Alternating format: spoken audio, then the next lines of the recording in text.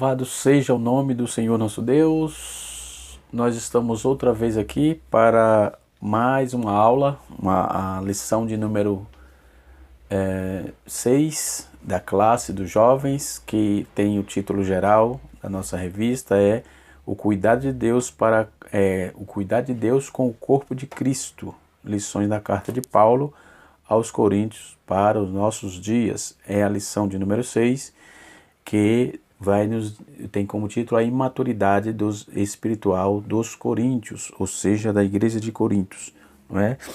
A leitura bíblica em classe, e ela está pautada em 1 Coríntios, capítulo número 3, no seu versículo 1 até o versículo 5, né? E onde nós vamos achar informações contundentes para o nosso desenvolvimento espiritual. Quero mandar um abraço a todos os jovens do nosso Ordeiro Brasil e até fora do Brasil, aos irmãos de Portugal, principalmente aí na região dos Açores, na ilha dos Açores. Deus abençoe a todos. O irmão Balbino Gonçalves, Deus abençoe a sua vida, no nome de Jesus. Quero também aproveitar a oportunidade e felicitar aqui a todas as mamães pelo seu dia 9, domingo próximo, dia 9, estaremos comemorando o Dia das Mães. Deus abençoe a todas as mamães, não é? Da igreja, também fora da igreja, todas as mamães de modo geral, mas em especial a minha mãe, Ormínia de Almeida Souza, popularmente conhecida como Jardi. Deus abençoe a sua vida, tem sempre nos ajudado, tem orado, intercedido por nós. E também quero deixar um abraço especial, uma felicitação especial para minha esposa, irmã Maria José Silva de Souza. Deus abençoe a sua vida e assim sucessivamente. E feliz Dia das Mães para todas as mamães, tá certo? E demais mamães e que esse vídeo puder alcançar. Deus abençoe a todos, no nome de Jesus, aqui da nossa congregação. Deus abençoe a todas as mamães, não é? Da nossa congregação aqui em Cumbica, Rua Assembleia de Deus, Ministério do Belém. Deus abençoe a todos, no nome de Jesus, e vai aqui meu abraço, meu respeito, admiração e consideração por todo o empenho, todas as mamães da nossa igreja. Deus abençoe. Vamos para a aula. A imaturidade espiritual dos coríntios é a nossa lição. Nós temos aqui na nossa lição, ela está dividida aqui em tópicos, né? E nós estamos aqui com 3 tópicos. O primeiro tópico os coríntios eram imaturos na vida cristã. O segundo tópico é o que pode nos impedir de crescer na fé. E o terceiro tópico é o perigo da estagnação na fé, ok? São os tópicos da nossa lição que vamos abordar hoje. Glória a Jesus, né? Então, pautado nisso, a imaturidade espiritual, né, do cristão, a maturidade e a imaturidade. Vem a contraposição. Maturidade é a característica de um bom discípulo, de uma pessoa bem resolvida, sem preocupação, que não se preocupa, também não dá preocupação a ninguém, né? Pessoas que sabem o que quer na fé, que tem a sua vida de espiritual consolidada, ou seja, busca sempre a Deus, está sempre meditando na Bíblia ou aprendendo com a Bíblia, não é? E assim sucessivamente, não é? De uma pessoa bem resolvida e sem preocupação. É certo que nós estamos vivendo um período pandêmico, não é? E nesse período nós temos procurado estar auxiliando os nossos irmãos da melhor forma possível para que eles não caiam no ostracismo, na frieza espiritual, que não traga a melancolia espiritual. Isso gera aguça a imaturidade, né? Que os irmãos tenham maturidade suficiente para entender o processo de Deus nas nossas vidas e no mundo dentro do contexto geral, tá certo? Muito bem. Paulo vai descrever que a igreja de Coríntios, ele faz algumas citações, e eu fiz aqui uns rascunhos, né? Tá aqui o meu material. Às vezes eu coloco no iPad, às vezes eu coloco mesmo aqui no papel, né? Vou estudando e vamos escrevendo. Então, existia ali vários problemas de imoralidade. Acho que na primeira lição nós falamos sobre isso, inclusive essa lição é muito parecida. Difamavam um ao outro, levavam outro irmão na justiça, e havia ali uma vaidade, né? De um querer ser mais do que o outro, competição, né? Entre eles lá, enfim. E aí o Coríntios ganhou uma fama a igreja de Corinto ganhou uma fama, né? Então aí existia ali algumas corrupções, prostituição, homossexualismo, né? Exacerbado. Eu acredito que, conforme se reza no direito, que o ser humano tem 3 direitos que é causa pétrea: direito ao nome, direito à identidade e direito ao corpo. Não é? Então, com isso, ele faça o que quiser e ele se responsabiliza pelo tal. Não é? Então, dentro desse contexto, nós vamos estudar sobre essas causas, esses problemas da igreja de Corinto. Paulo vai fazer três chamados aqui. O primeiro chamado, ele vai chamar o povo de Corinto à santidade. Depois ele vai fazer um chamado à comunhão. Depois ele vai fazer um chamado para glorificar a Deus. Isso no capítulo 1 da primeira carta aos Coríntios. Paulo, dentro desse contexto, ele vai falar, ele mostra aí os retratos da igreja. Ele fala da igreja que Deus vê e da igreja como nós a vemos. A igreja que Deus vê e a igreja como nós a vemos. Né? Então devemos pautar, os jovens devem pautar sua vida dentro da comunhão para entender o chamado à santidade, entendendo o chamado à santidade e chamado à comunhão também, e o chamado para glorificar a Deus. Dentro dessa questão da imaturidade e incarnalidade e carnalidade dos crentes de Coríntios, Paulo vai dar 3 resultados, vai dar os resultados aqui de 2 fatores. Ele vai falar, primeiro, a imaturidade é a consequência de não se ter apetite espiritual, né? E em outro lado ele vai dizer que a imaturidade é consequência de um relacionamento mal orientado. Né? Quando os crentes deixam uma união perfeita, deixam de ter uma união perfeita para formarem partidos dentro da igreja, né? Então isso gera essa imaturidade e é a consequência de um relacionamento cristão mal orientado, né? Então, cabe a nós, ensinadores, trazer a luz, lançar luz dentro do texto, ou dentro da razão, do fator racional da cristandade, da espiritualidade, para que possamos trazer aí conselhos, para que possamos trazer razões, para que trazer contextualização para vivermos uma vida sem partidarismo dentro da igreja, que hoje é chamado de panelinhas, né? E tem mesmo, não há de negar isso, tem no meio dos hebreiros, tem no meio dos grupos, né? A Assembleia de Deus trabalha com grupos, grupo de isso, grupo daquilo outro, e essas panelinhas têm atrapalhado sim o desenvolvimento da igreja. Temos visto que isso tem atrapalhado, né? O negócio é tão grave, tão difícil, que as pessoas vão tendo uma visão de engrandecimento, sei lá, de vaidade. Isso está voltado mais para a questão da vaidade, eu vejo assim, né? E isso tem atrapalhado o desenvolvimento, não só do irmão individualmente falando, como também o desenvolvimento da igreja, né? Dentro da comunidade, dentro do seu bojo de trabalho, não é? E assim sucessivamente. Às vezes o trabalho é de um grupo, o irmão não participa. Quero aqui enaltecer os irmãos da congregação de Jardim São Domingos, aqui em Guarulhos, onde passei ali, e todo o trabalho era feito e os irmãos participavam unanimemente. Se fosse grupo de criança, estavam os jovens participando, os adolescentes participando, as irmãs participando, não tinha esse partidarismo, graças a Deus. Povo bom, Deus abençoe a todos os irmãos.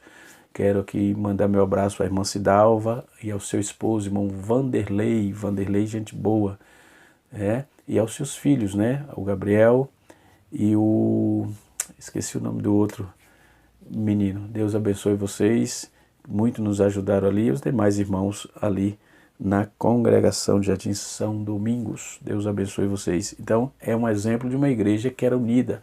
Todos os trabalhos que era feito, né, trabalho de evangelismo, ia em peso, em massa. Os irmãos não tinham esse negócio de, porque o grupo tal, mas hoje não, a maioria das igrejas são assim, né? E é difícil falar isso, mas é um fato, é uma realidade. Existe esse tipo de situação, né? Também tem aquele negócio de obreiros, quando o pastor da igreja não está, se tiver o co-pastor, o cara olha de longe assim, você percebe que ele sai fora e não aparece no culto, ele esteve lá na porta, mas não é o pastor. Enfim, são coisas que tem trazido para a igreja totalmente coisas assim sem sentido, e traz uma frieza, traz uma dificuldade, não é? E assim sucessivamente. Seja crente, seja salvo, tenha consciência que a maturidade, ela desvia a carnalidade. A maturidade, ela inibe a mentira. A maturidade inibe o partidarismo. Não se cria partidarismo porque a igreja é uma, o Cristo é um, a Bíblia é uma. Tudo é único dentro da comunidade cristã que Deus preparou. Tudo é unidade. Unidade gera união, a união gera força, vai gerar consistência, vai gerar verdades. Quero louvar a Deus aqui pela vida dos jovens e adolescentes da congregação que no sábado próximo foram em peso para o culto ao ar livre, onde estivemos ali pregando e anunciando a palavra de Deus, a palavra do Senhor. E à noite domingo à noite já tinha pessoas, né, aceitando a Cristo, outros foram ouvir a palavra, né, onde o pastor trouxe-nos, nós estamos tendo 2 cultos em virtude da pandemia, e no primeiro culto o pastor Ricardo trouxe uma palavra muito abençoada, e também tivemos uma aula de escola dominical muito abençoada. O professor Wallace Silva trouxe aqui um escopo, eu vi o esforço dele, onde foi dormir quase 3 horas da manhã preparando a aula, mesmo tendo a ajuda, o auxílio do canal Rascunho da EBD, mas o intuito do canal Rascunho da EBD não é inibir que os irmãos conheçam, pelo contrário, a ideia é exatamente passar informação para que você busque também, não é? Indicamos aqui material, livros, fazemos sempre as indicações de bons materiais, tá certo? Muito bem, então temos aí tivemos um trabalho muito bom, e à noite estávamos lá, tinha lá já os frutos, né, daquele trabalho, né? Deus abençoe. Esse é o trabalho da igreja, esse é o trabalho dos obreiros, esse é o trabalho da igreja no seu sentido geral, né? Então Paulo vai trabalhar, ele vai dizer no texto, logo ele vai dizer assim: e eu, irmãos, não vos pude falar como espirituais, mas como carnais, e como meninos na fé. Essa palavra é usada népios. Népios quer dizer criança. Trata de um relacionamento imaturo, né? Em vez os crentes imaturos, em vez de construir pontes de comunhão, eles cavam abismo nos relacionamentos, né? Em vez de criar pontes de comunhão, eles abrem abismo dentro do relacionamento, trazendo cisma, trazendo birras, trazendo eu não gosto do grupo tal, não gosto. Isso é abismo que se abre. Não faça isso, não fazemos isso. Vamos dissipar esse tipo de coisa, porque nós somos igreja, né? Nós falamos de Cristo, anunciamos a Cristo, pregamos a Cristo e a este crucificado. Se Cristo fosse um popstar, tudo bem, mas ele é Senhor, e ele deu o maior exemplo, onde ali, por meio da vontade do Pai, de Hashem, como diz os judeus, ele foi crucificado. Paulo vai usar 2 termos logo no primeiro versículo. No primeiro versículo ele vai usar o termo que significa feito de carne. O termo é sarkinoi. Sarkinoi, no grego, quer dizer feito de carne. Paulo usa essa palavra para apontar os crentes como carnais. Já no versículo 3, que está escrito aqui, porque ainda vós sois carnais, pois há havendo entre vós inveja, contenda, dissensões, não sois porventura carnais, e não andais segundo os homens?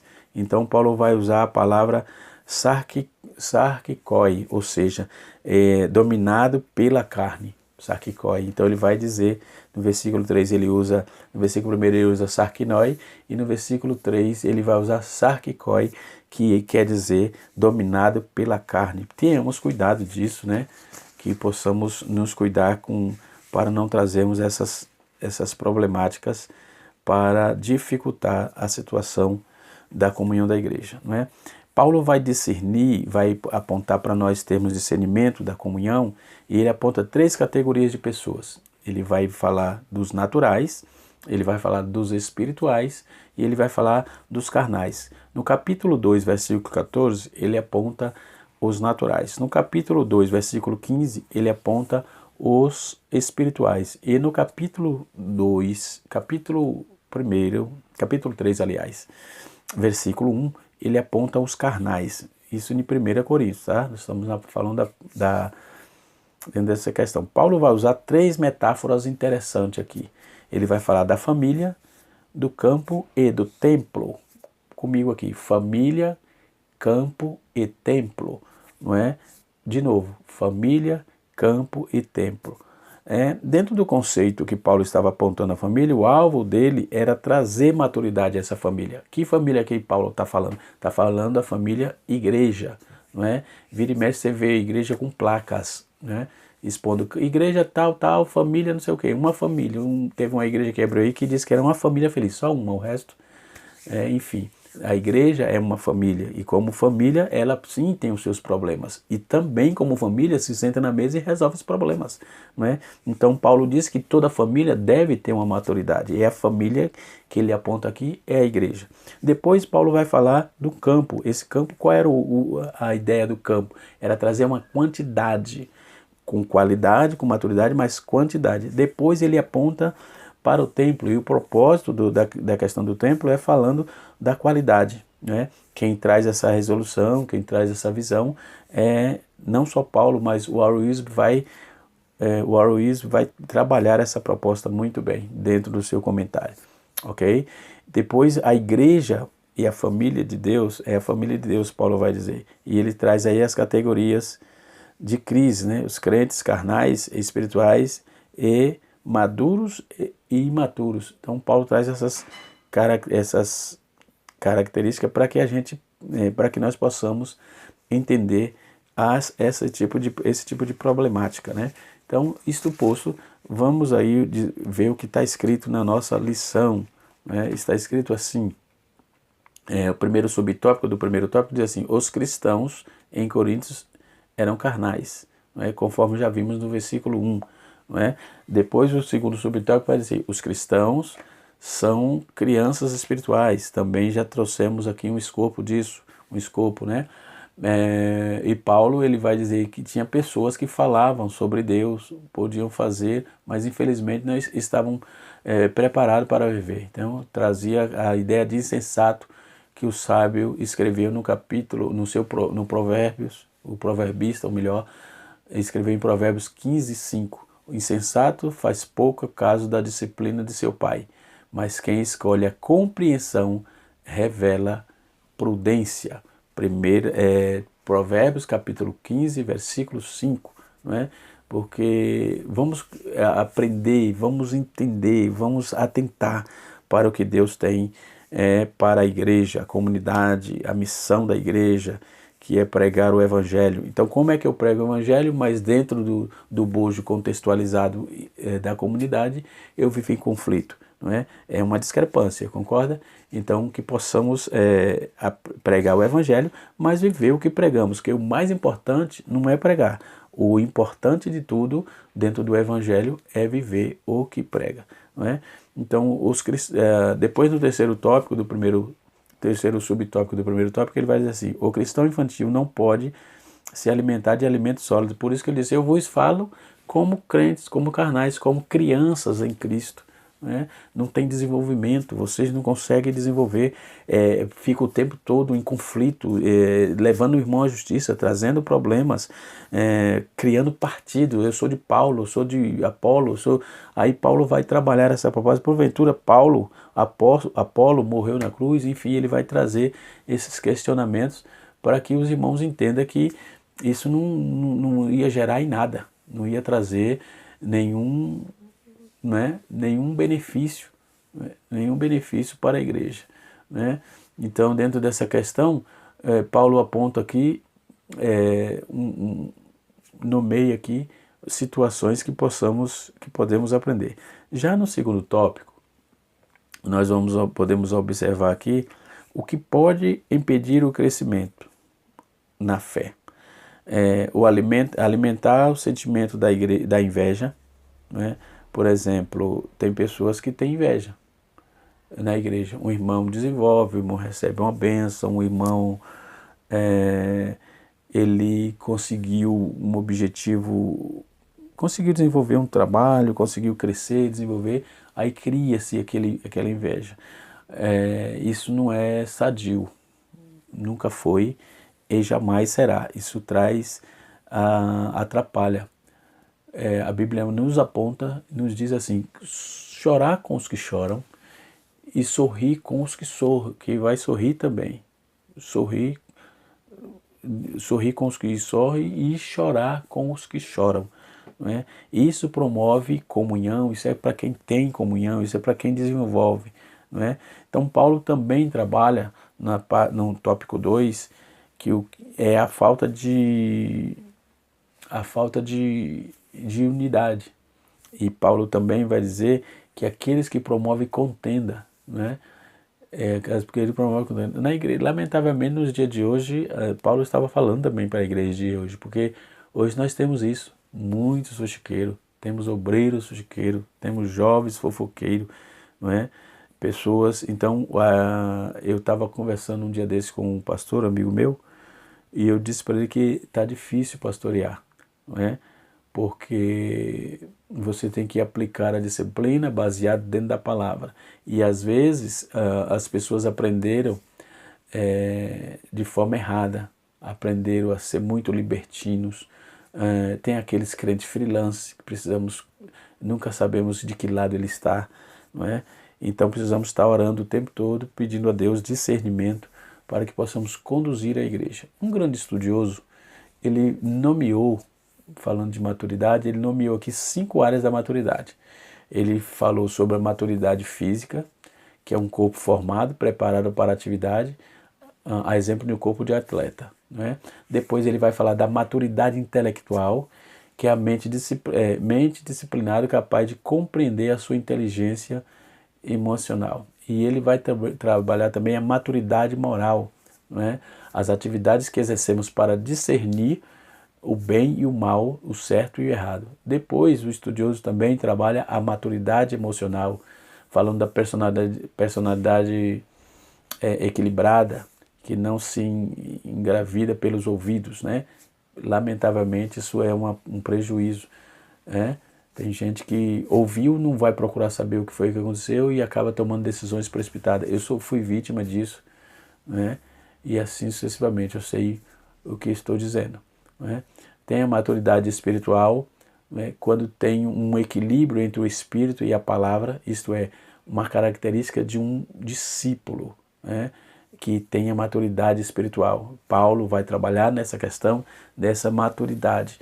E quando não atinge essa maturidade espiritual, você gera um problema em todas as esferas que eu citei aqui, física, intelectual, moral, emocional, não é?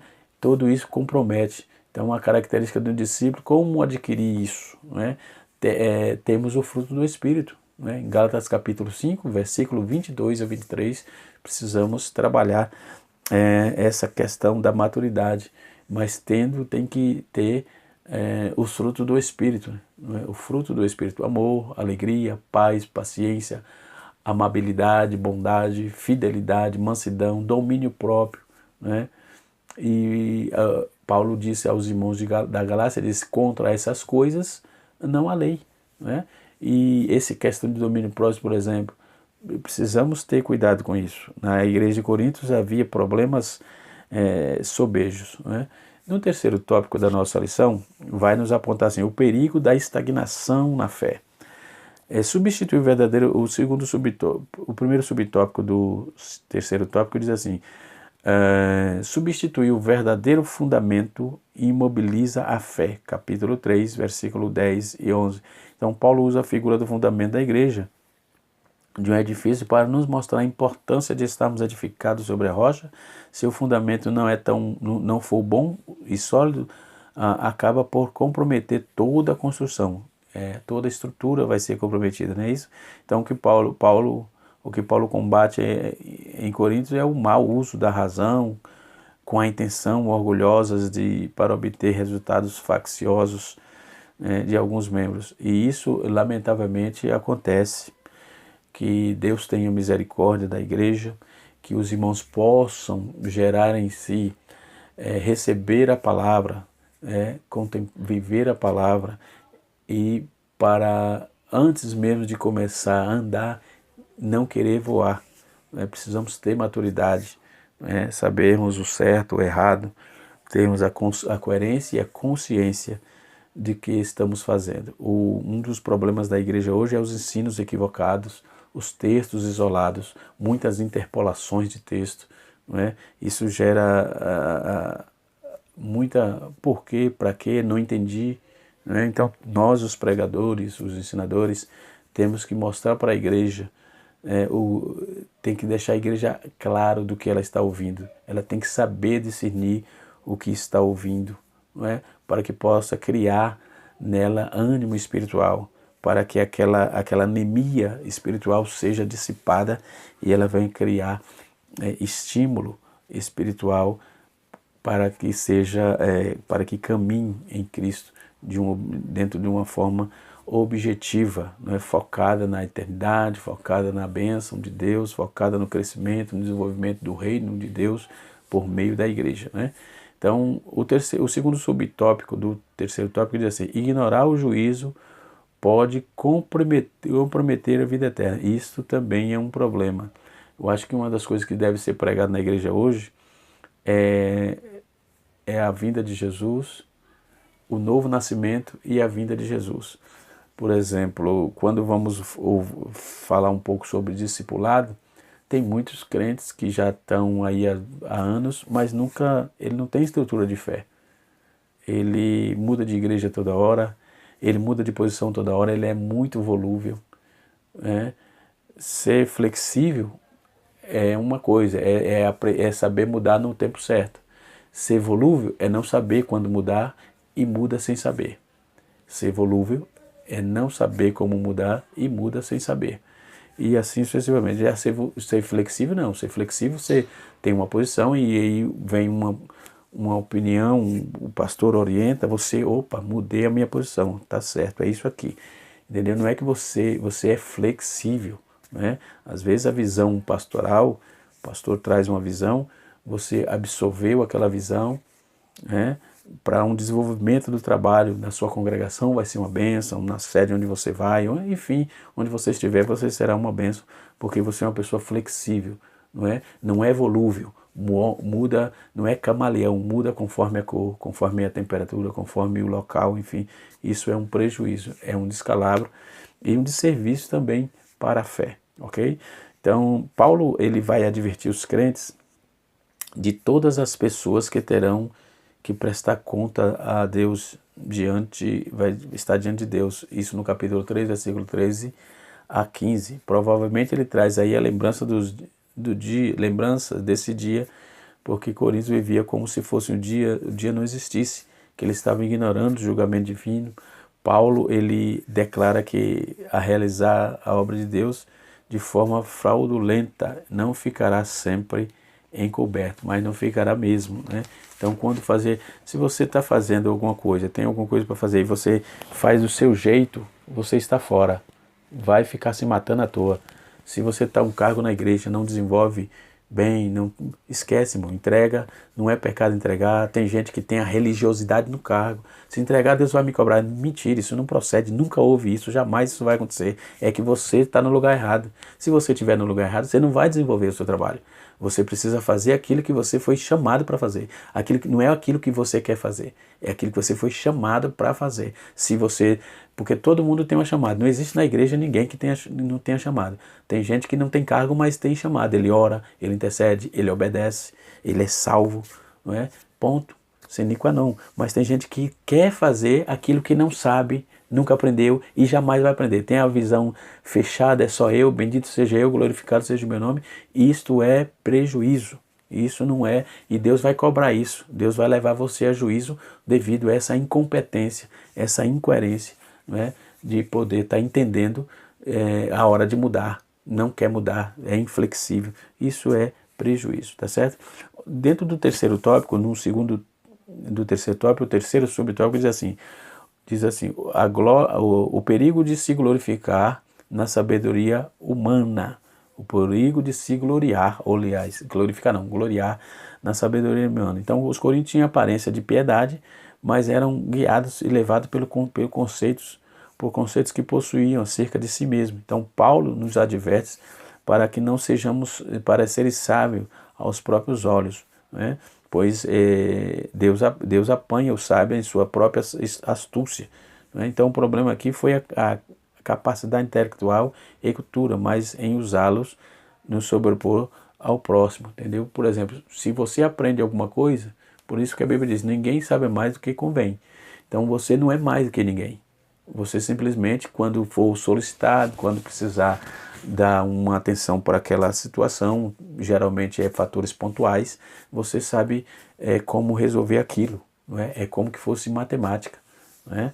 E assim sucessivamente, que é uma matéria que todo mundo tem medo. Calma, fica tranquilo, o conhecimento não é problema você conhecer, você precisa conhecer, precisa estudar sim, mas o conhecimento tem um momento certo, tem a hora certa, tem um tempo certo de se usar, tá certo? E assim sucessivamente. Espero poder ter te ajudado aí, jovem. Que Deus em Cristo te abençoe e nós estaremos aí dentro